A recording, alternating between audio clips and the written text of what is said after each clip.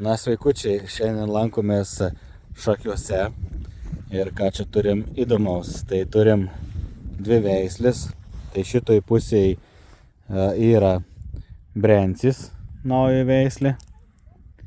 Visai neblogai atrodo ir peržemai, o šitoj pusėje turim Umberto. Šita veislė Umberto yra daugiau skirta, kaip ir vadinama, sausainiams, kur turi mažai baltymų ir daug glitės. Tai va, būtent kepiniams įvariems.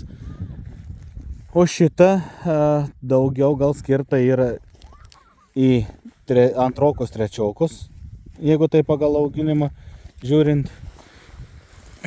Praeitais metais buvau pavasarį labai stipriai nušalusi. O šiais metais, nieko, visai gražiai atrodo. Esam čia truputėlį išsimetę maisto, nes ne per seniausiai ir čia tas pats trešims lygiai ir taikoms. Pagal vaizdą žiūrint, atrodo šitie yra ženkliai didesni, bet pagal fazės atitink vieno kitai. Visai neblogai atrodo. Tai va, gal nuvažiuosiu dar iki Brygeno pasižiūrėti, kaip atrodo.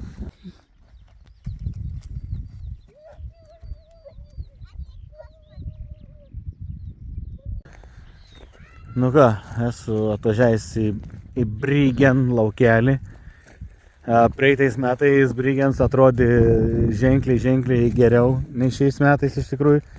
Mums čia prastai sekės pasisėti jį, jeigu jį žiūrit ant tai sirkuliuks. Ir čia ir matosi, čia yra šitoj pusėje basicas, o šitoj pusėje ir pre-basics.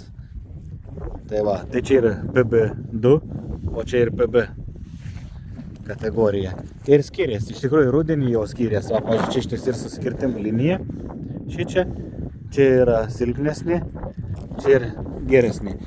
Ir selekcininkai, kai įvardin, būtent kai pasieksiu C kategoriją, tai ta veislė jau skaitos kaip ir prekybinį paruoštą prekybai. C1, nes faktiškai rinkoje pasirodo C2 kategorijas nieks neparduoda, sakykime, C arba C1. C1 gali pirkti, bet pagrindas gal visi parduoda C2.